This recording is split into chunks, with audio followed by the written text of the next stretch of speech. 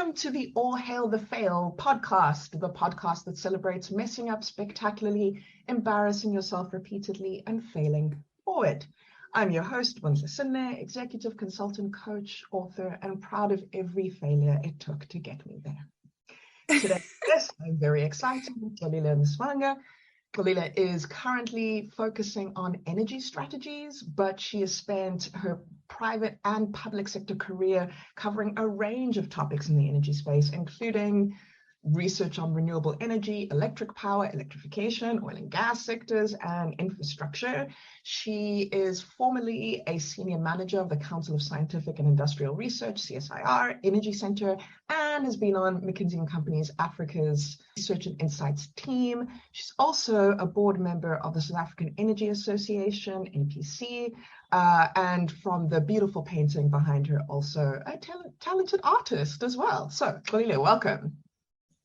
Thanks for having me today. And thanks for that introduction. It sounds like a lot. I also was reading, I was like, this is a lot. Damn. Like, this is impressive. Okay, so first question. If your best friend was introducing you at a conference, what would they say? Sure, my best friend. I would say she'd probably say that, like, I'm very much people focused, that, like, I show up for the people that I care about, always, almost to a detriment. I will put things down. I will drive those kilometers, and I will come to you, and I'll come to your aid. So that's sort of the mentality that I have. People are just learning. We're all going through this life. We're all going through this experiences. So you can't necessarily write people off of mistakes that they made. So I think that's the one thing that I think that she would probably say, that I give people a lot of grace. But I think I need to also turn that to myself as well. I think that's where I need to learn, is to give myself the same grace that I give other people. And like nobody's conference info sounds like, I'm super helpful, I give lots of chances. Like no one's saying that. But I kind of was like, I'd be really like quite satisfied if I went to, like, I feel really comforted if I went into a job and they were like, yeah, you know what, you can make mistakes and let's problem solve together. I'd be like, yes, that is what I want. So I want that kind of grace. Funny enough, when like some of the research I'm doing around leadership, that's one of the things that came up, is that people are very punitive when it comes to the work world, and it doesn't allow for innovation and allowing for creativity and that kind of thing, because people are just expected to just sort of drill and do the task, and that's it. So when they are trying to think of outside the box, trying to think of other ideas, they just shut down. So that doesn't allow for people to grow. And a lot of the younger people want that sort of environment. So you need to foster that kind of environment where it's like, I don't think this will work like this, but like maybe if we twisted it a little bit, like be open-minded and listen. I think that's key. Yeah. You know, to be fair, I think older people wanted it too. They just didn't feel like they could ask for it. Yeah. The same way that younger people can. Yeah.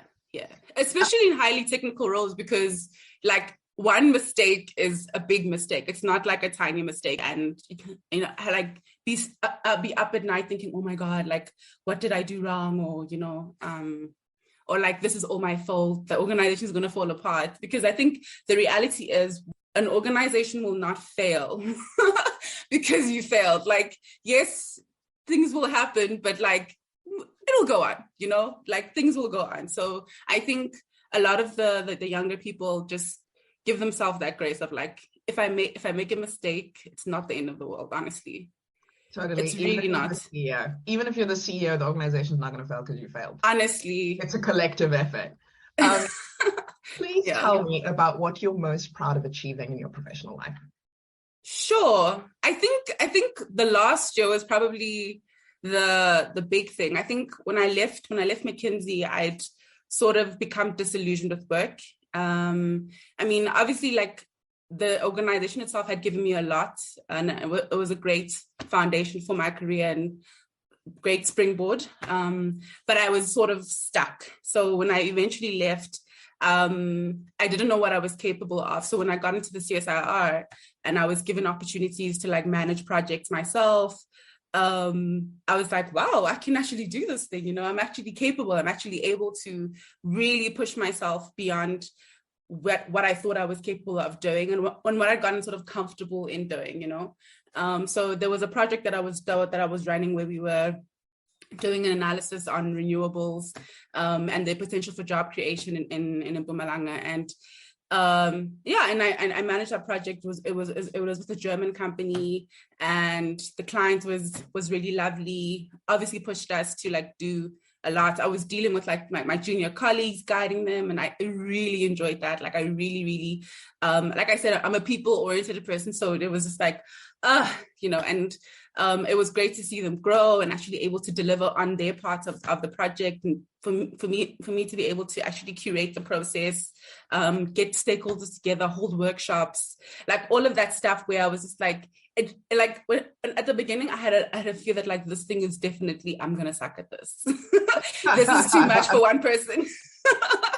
But then they're like, girl, there's no one else to do it, so you're going to have to do it. So I was there in the process, and I learned a lot. I met a lot of people, a lot of incredible people. Obviously built my network. So it was a great opportunity for me to actually be out there, because my personality is just like, generally, I don't like to be in the spotlight, but that allowed me to actually sort of get comfortable, speak in webinars, just like have my own voice. I think I'd sort of had been thinking of myself as an expert, but not actually allowing myself to be in spaces where I was able to be an expert. And yeah, I'm really proud of it. I think when I look back at my career, it's like definitely one of those turning points where I was like, actually, Miguel, yeah. I think I love hearing that story, because so many of the people that I talk to seem to have this idea that like you have to be a consultant. Yeah. And even people who work at the big consulting companies, as you did, who aren't consultants, it almost feels like there's either a superiority that consultants have to others or an inferiority that others have to consultants. I think it goes both ways, to be honest. But I kind of love that you got all the skills that are in the consulting toolkit from not being a consultant, and then went on to do a lot of the things that consultants do. And I think that point that you made about like, you're an expert, you have to go to spaces where you get to be an expert, as opposed to when you're kind of forced into either a superiority or inferiority that you don't want to have, that has nothing to do with your skill set. That's really powerful. I definitely just struggle with that inferiority complex, which is crazy, because I've always been like really good at what I do, like school-wise. I mean, when I came into McKinsey, I was already very ambitious about my career, but it just felt like I wasn't able. The swimming pool that I was given was sort of small. I was given a kiddie pool. So I was just like, you had to stay in your lane, but there was only one lane. So I was like, oh, okay, this is where I'm at. And I think that's some of the feedback that I gave as well. I was like, guys, we all work really hard to get where we are, and you need to treat people a certain kind of way to make them feel like they are part of the organization as well. So I think they're getting better at it, but there's definitely a ways to go, for sure. Yeah, and I've seen that in other corporate spaces as well. If you're not in the commercial team, then you are way less important, right? Or not in the IT or engineering team. So, support functions have a long way to go. So shout out to support functions. But let's get to the spice. Tell me about a time you failed spectacularly. Sure. Career-wise, that's such a hard one. I looked at that in the questions that you sort of said you might ask. And I was just like, career-wise, it's very hard because at McKinsey, you have a whole team of people that you're working with, right? So it's very hard to spectacularly fail because no one's going to allow you to spectacularly fail. So I think for me, my failures are probably in my personal life. And that's where, like, I think I wasn't focusing a lot on myself, and I wasn't focusing a lot on my health, especially. I was definitely allowing my ambition and my desire to break free from like my background, because I come from a disadvantaged family. We have no money, so I'm the first of a lot of things. So for me, like, that pressure of like, oh my God, I cannot fail has always been at the front of my mind, like since grade 1. Like, I've always been like, you cannot fail. You have to succeed. You have to, because if you don't succeed, then you're going to end up in the same position as everyone else. So you need to do better. So that's always been my mentality. But what I didn't realize is that it comes at a cost, right? So my mental health, my physical health, and my body it's almost immediate. Like if I'm very stressed, it shows up immediately in my body. Like my tummy goes, everything just starts falling apart. So I wasn't listening to my body, and it got to an extent where I ended up in hospital, and I just was like, okay, I'm here now. And even then, I was still like in denial. I was like, girl, it's fine. You're just gonna go back to work. You're gonna be all good. But I never actually fully recovered. Like my body has never recovered to the point where it was before. So I think that would probably be like the failure that I would say, even now, like I get really emotional about it because I'm like, had I just listened to my body and I just took the time just to be like, okay, maybe I'm doing too much. Maybe I should step away. Maybe I should pivot to something else. There's a lot of maybes along the way where I could have, I don't know if I could have avoided the situation, but I think it definitely could have been better. And I think I caution a lot of people around like not listening to themselves. I mean, this is a question that I always ask people who've gone through burnout. And I'm really glad you say you haven't recovered, because I think many of us do not fully ever recover, but you want so badly to be recovered and go back to work and carry on and still succeed. But why do you think you let it get that far? It's the mentality of like, if I don't do it, who'll do it? And I think in that space also, because I was in a supporting function, it's like your moment to shine is your moment to shine. If you don't do it then, you might not get the opportunity to do it again. So you need to do it, and you need to do it right. So like when I got those opportunities to go to Kenya and spend weeks there, and I was sick, and I was just like, it doesn't matter. I was stirring up. It doesn't matter. I'm going to wake up. I'm going to go to my client meeting. I'm going to do this model till the middle of the night. It doesn't matter. Like it does not matter. Whatever I feel, it's irrelevant. Like as long as I deliver and I'm able to show myself as capable and as worthy of praise or whatever. I don't know if it's like a kid thing, like maybe I have trauma from when I was, I don't know, but like I probably think that we all have trauma from when we were young. Definitely, like I don't know what it is, but when it comes to like authority figures, I definitely always want to make sure that they are satisfied, and then I'm always just like giving that pat in the back, like, oh, look at Xolile, she did really well in this thing, and it's worked well, but it comes at a price. There's a limit. Your body's just like, nah, girl, I'm good. So what do you do now to avoid that situation happening again? I'm very upfront.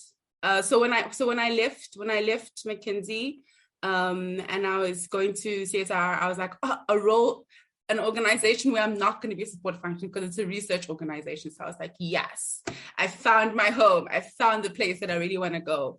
And then when I got there, it was great because I got to lead projects, but it was too much. So I was open. I was like, this is too much for me. I'm not coping.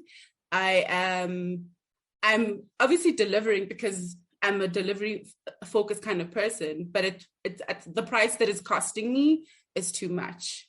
And so eventually my managers did hear me, and there was something that was done about it, but it was too little too late. And even when I was applying for Air Liquide, I was very honest about my expectations of the organization, which before I'd never really been forthright. I was always like super grateful, thank you for the job, all those things, And I think I don't know if it's a woman thing, but like just definitely feeling like, oh, you guys, thank you so much for having me and picking me.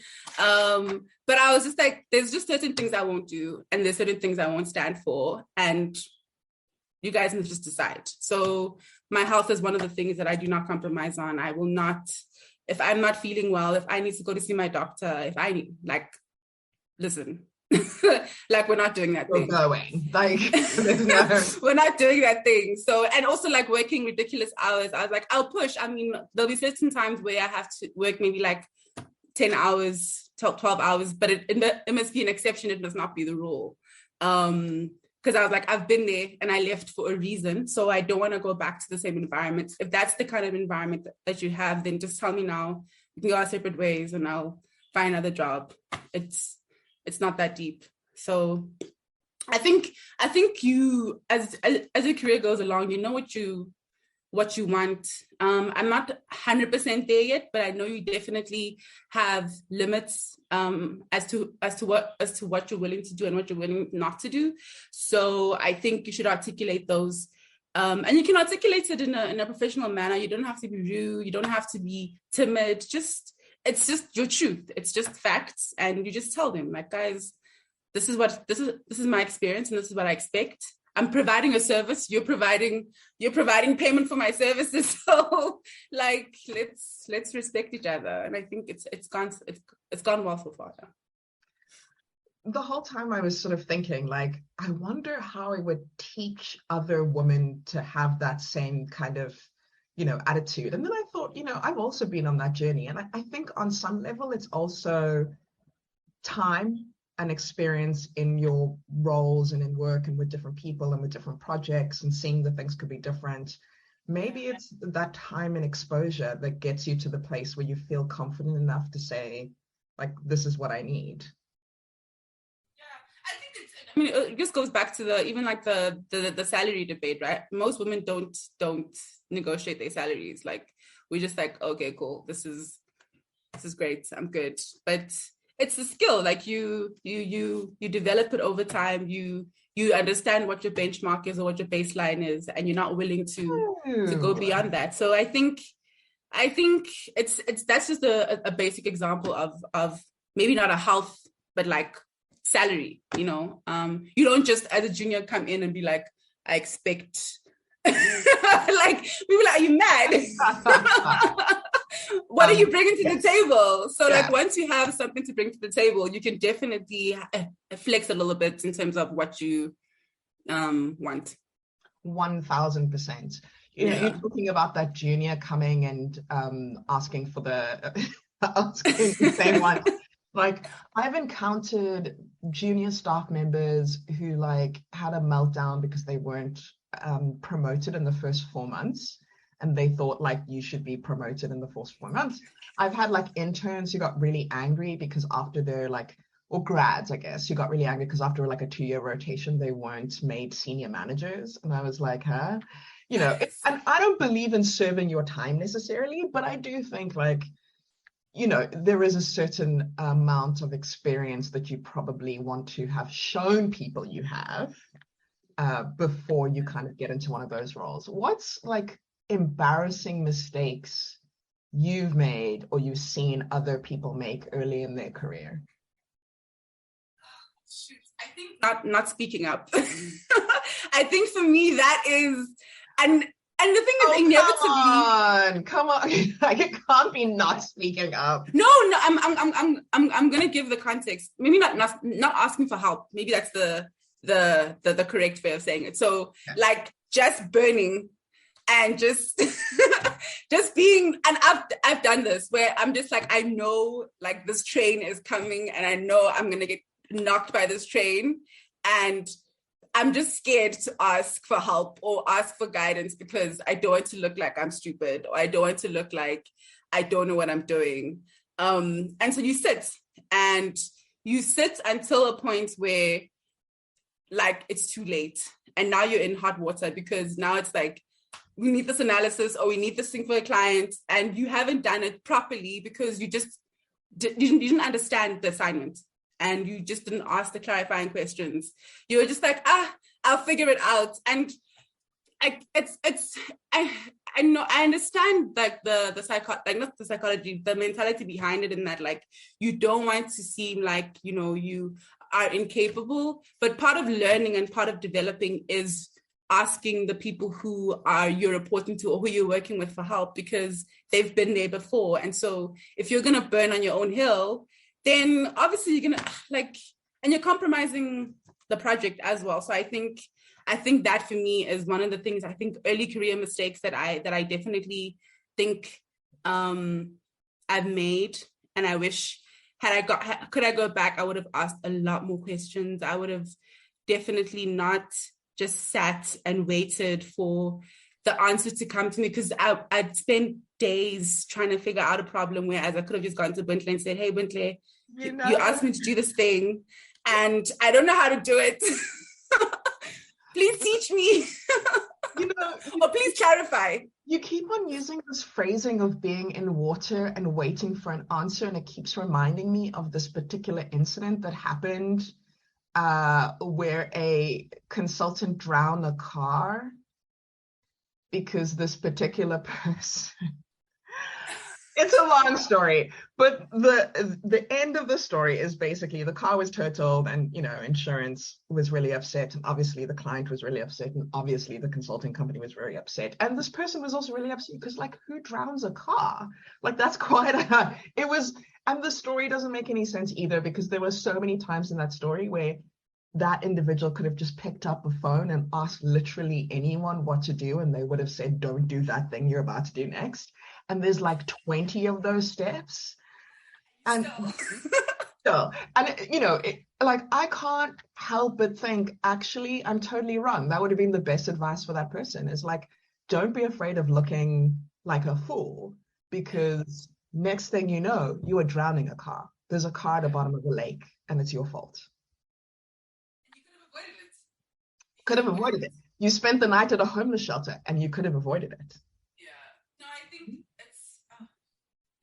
I think that's definitely something, like, even now in my new role, I'm like, don't do this thing of trying to figure stuff out. Just ask.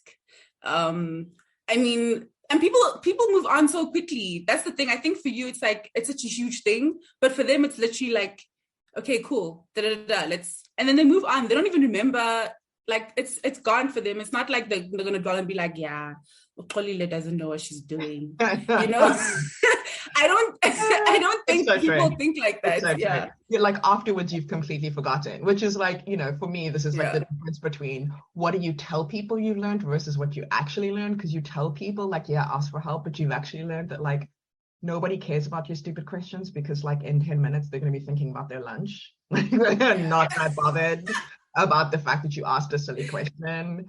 So it's pretty low, if you really think about it. In 99% of situations, it's pretty low risk to ask It questions. really is. But I think we don't believe it until we're in it and we're like, okay, cool. This is actually really this is really low risk. Absolutely. And then I don't know. I think work parties as well. Just be careful.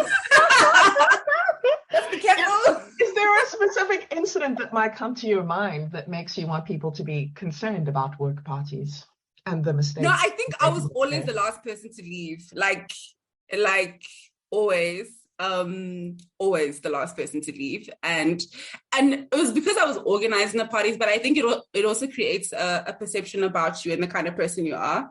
And there's nothing wrong, but like you also want to curate or sort of brand yourself. So like organizations will do things and they'll provide these fringe benefits or whatever, but like you need to also remain professional all the time, and like know yourself. So yeah, I think for me it's just like, there was a situation where it wasn't me, but